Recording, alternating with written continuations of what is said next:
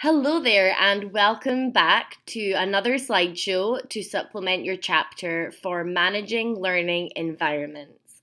So, as you know, my name is Holly Stevenson, and I will be guiding you through this PowerPoint presentation today. My narration is by no means meant to be the sole focus of your studying and your learning with regard to this chapter, and it is only meant to supplement both our lecture discussion and your textbook reading, as well as your own independent study.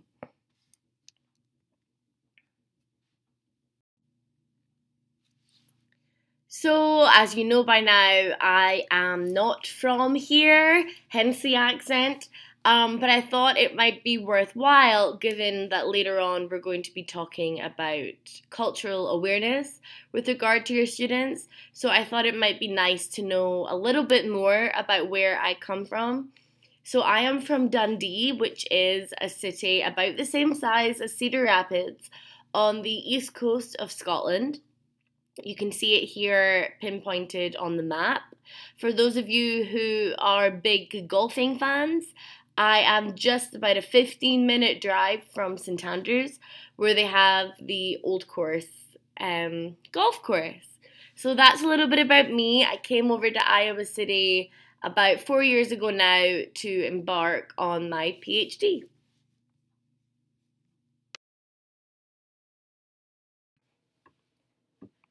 So, as you will notice, this individual exercise is something that we undertook in class on Thursday. I wanted to remind you of the exercise, which we did purely so that you can have some time to reflect on what we learnt by undertaking that exercise. And I'd like you to think about why it was a valuable endeavour, things which you learned, and also what it taught you not only about different students and how they might behave in problematic ways in the classroom, but also what it taught us about being a teacher and how important it is how teachers respond to students and value students.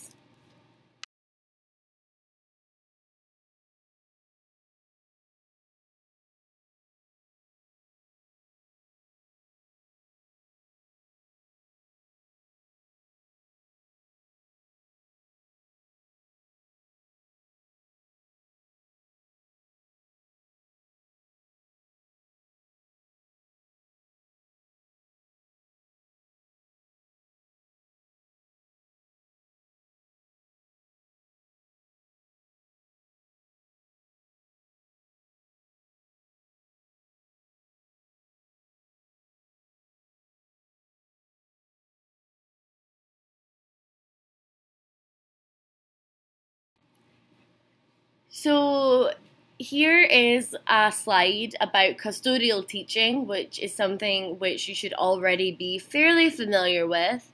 So I created a little diagram here to try to illustrate the hierarchy which is present when custodial teaching is at play. So it is important for your purposes that you're able to define what custodial teaching is, and what it is comprised of, the methods which it uses, and also to be able to provide examples of instances where a teacher is custodial, when it might be the most appropriate teaching style to be using, and when it might not be.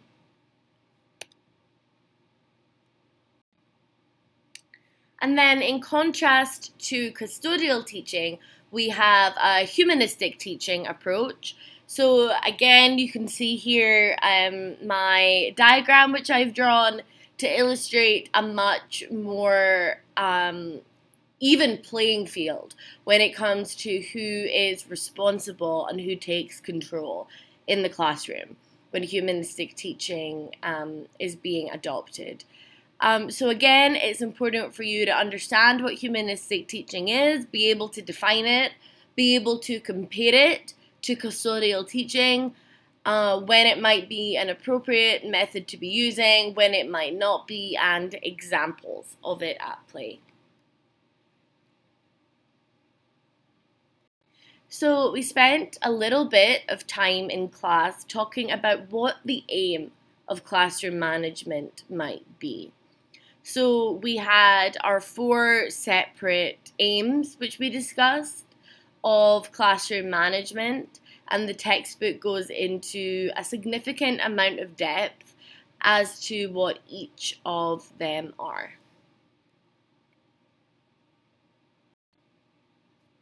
And so before we get into discussing the 4 aims of classroom management, it's important to bear in mind cooperation in the classroom.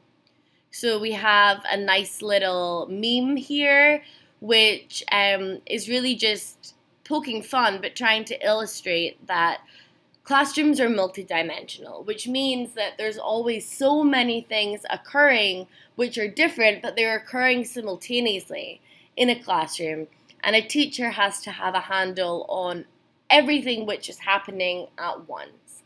And we spoke about the British phrase. I've now discovered it's not a phrase which is used over here, which is when we say that in soccer the manager has lost the dressing room. And if we were to apply that phrase and that mantra to teaching, it's the idea that if your superior, so if your teacher, the one who is, in charge, telling you what to do, if you don't respect your teacher, if you don't really care about what the teacher is going to think or how your teacher is going to respond to the actions that you carry out, it's going to be really difficult for a teacher to have an adequate handle on a classroom.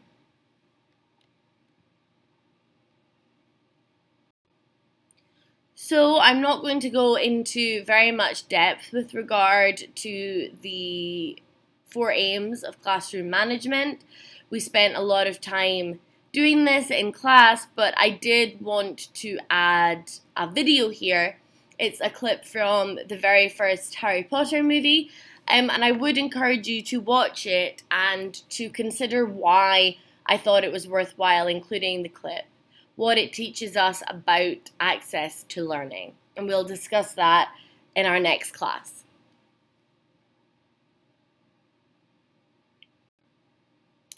So here I have taken the chart which is in your textbook, and I've applied it here just to illustrate again how much time children are mandated to be in school by the state versus how much time students are in the classroom learning and actually engaged in the task at hand.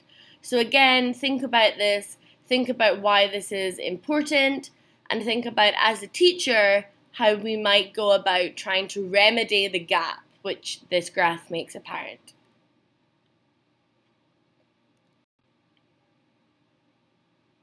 So we also, again, spoke in class about how management means relationships, how crucial good relationships are to good teaching. And we spoke about the quote that kids don't learn from people that they don't like, right? So think a little bit about that quote.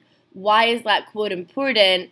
And how does the notion of students having favorites and students having kids who they have a dislike to, a very apparent dislike, which is noticeable to the students, how does that impact the learning which a student ultimately does in the teacher's classroom?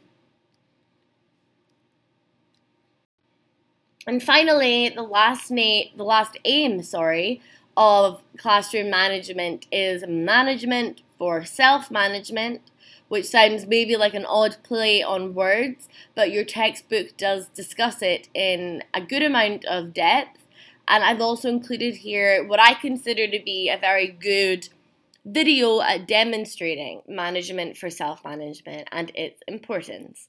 So again, I highly recommend that you watch that, and we will discuss your takeaways in class.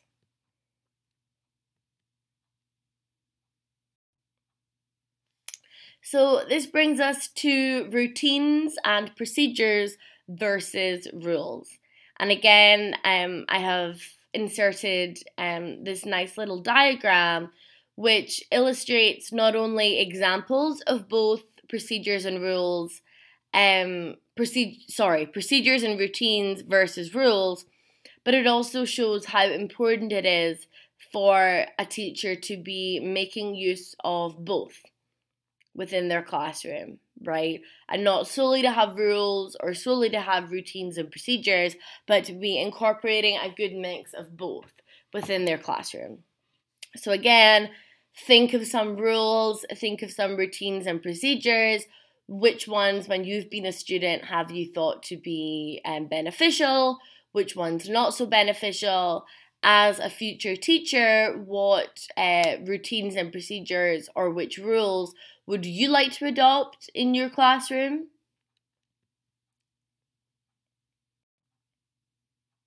So I won't read out this quote. You can find it on page 154 of your textbook. But I think it's a very important quote.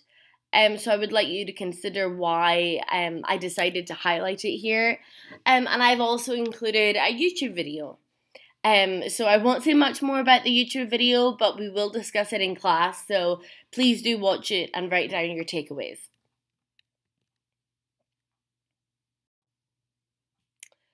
So, of course, with breaking rules, with transgressing against the routines and procedures which a teacher sets, comes consequences, both as a teacher deciding what the consequences are and also implementing punishments when somebody does transgress a rule or a procedure which you have in place. So again, do just reflect on this. But we spoke about this in class. And of course, if you have any questions, do not hesitate to get in touch.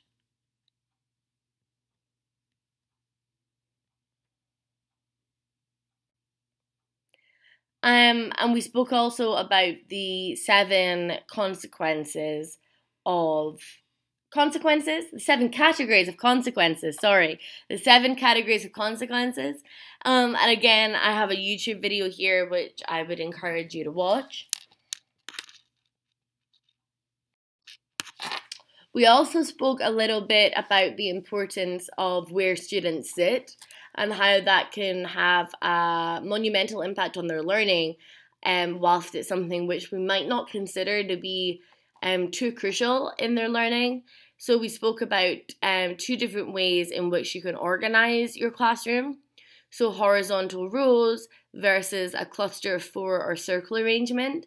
So it's important that you're able to both identify what these different arrangements look like, but also come up with examples of when each might be appropriate and when you would use the arrangements versus when it might not be the best suited table arrangement for your classroom.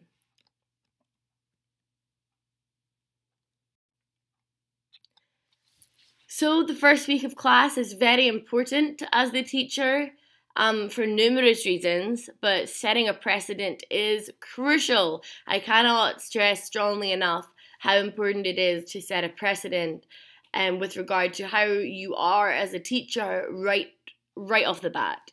So we spoke about the importance of being organized, to be clear in your rules, in your routines and procedures from the beginning, and to follow through with consequences if students do transgress. It's important also to have something interesting for students to do right away. So you even saw in my lecture last Thursday, we did the exercise, which we mentioned at the beginning of this PowerPoint presentation. You've got to grab your students' attention right from the bat, get them on board with you. And it's also important to ensure that each student is focused on equally. So simply because, for example, you have a student who is very energetic, very extroverted and chatty and wants to answer every question you pose to the class, it's crucial that you don't avoid engaging the student because you don't want that student to become disengaged, but it's also important that you don't neglect other students, perhaps students who don't feel so confident in the material or simply don't feel so confident in reaching out and answering the question. And be human, crack a joke. Obviously, if it's not in your personality to constantly be cracking jokes, then I don't recommend you do. It's important to be yourself, but we're all human. We all make mistakes. When things don't go well, it's important to just say, hey, put my hand up, I've messed up, but don't worry, we're gonna sort it.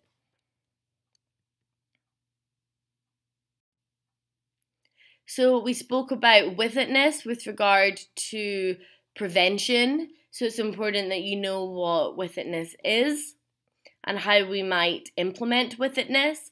So we have the importance of avoiding timing errors and the importance of avoiding target errors.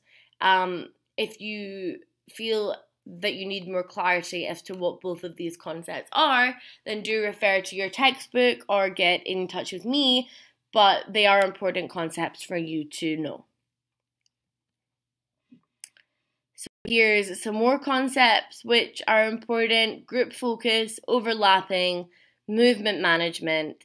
So again, important to know what all of these are, be able to define them, and have examples of how you might implement all of these notions in your classroom. So this brings us to caring relationships, which we spoke a lot about, so I won't say too much here, but just the importance of students knowing that you care about them, and students feeling as though you're a real person, but also feeling as if you think of them as a real person. So we spoke a little bit about that. I gave the example of how when I'm teaching, I get to discussion sections 10 minutes early, just so I'm there to greet all my students, have a little bit of just small talk before class, but it really does make a difference in terms of cultivating these caring relationships, just that extra 10 minutes once a week in the classroom. So here you'll see a video which I've added. It is a TED Talk. Please do watch it, and we will be discussing it the next time I see you.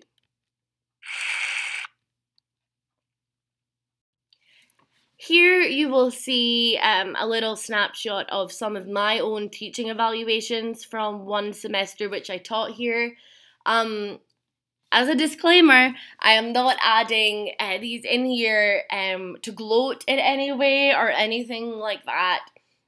What I would like you to do is I would like you to think about why I decided to highlight the parts which I did, and also to think about any recurring themes which are apparent. What do students seem to be motivated to talk about? What do they seem to care about? Versus what are they not mentioning here at all, which might be surprising to some of you. So this is something we will spend some time in class discussing, so do think about this and do write down some answers to prompt discussion. So we've got our rules, we've got our procedures and our routines. We've got some students who are going to transgress. We're going to have to implement punishments. There's got to be consequences. How do we deal then with imposing these penalties and dealing with discipline problems? So here is a list from your textbook of ways in which we might go about that. I've also added a YouTube video, which I would encourage you to watch. Again, we'll discuss why I felt it was relevant to include the video.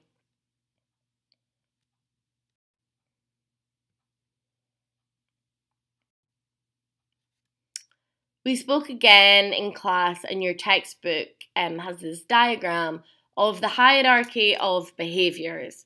So we have democracy at the bottom, we have cooperation, then bossing, bullying, and anarchy at the top.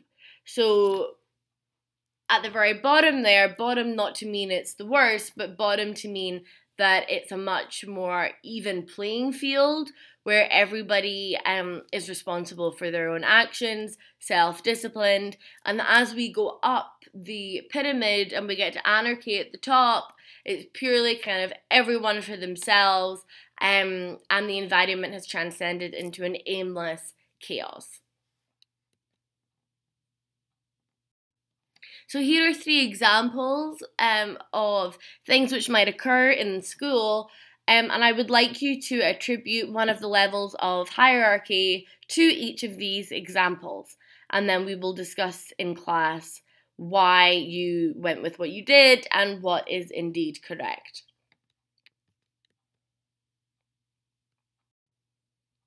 So the concept of zero tolerance is important to know about as a future teacher.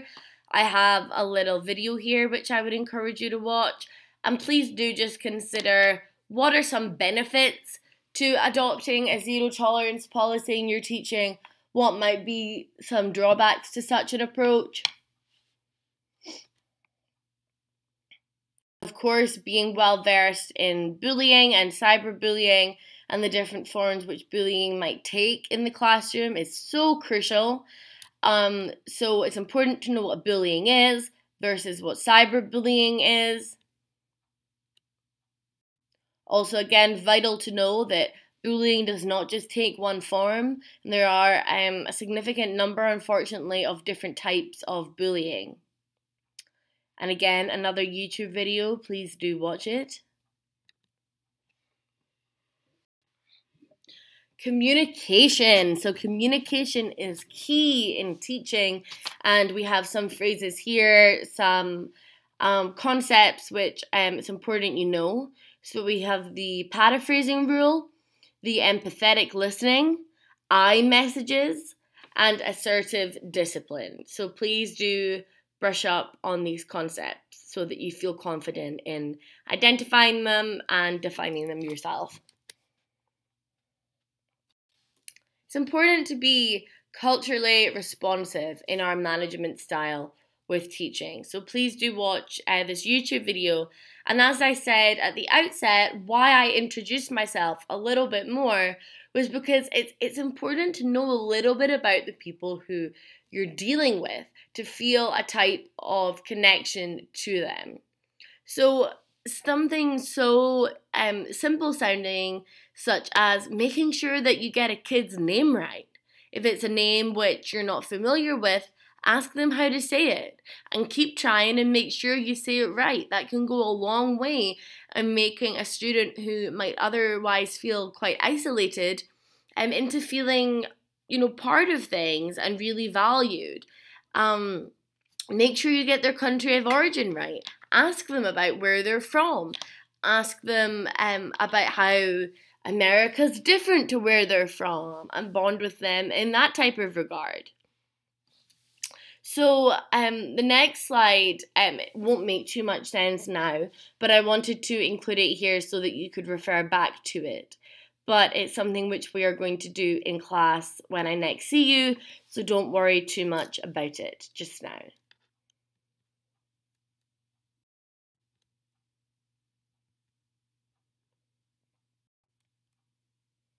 So thank you for making it to the end of this quite long and lengthy PowerPoint presentation. Have a wonderful weekend, take care, and as always, if you have any further questions whatsoever, please don't hesitate to email me. I am happy to help, and always at the end of my email. I'm always on my email, so my email address as always is here. Thanks again for listening, and I will see you in class.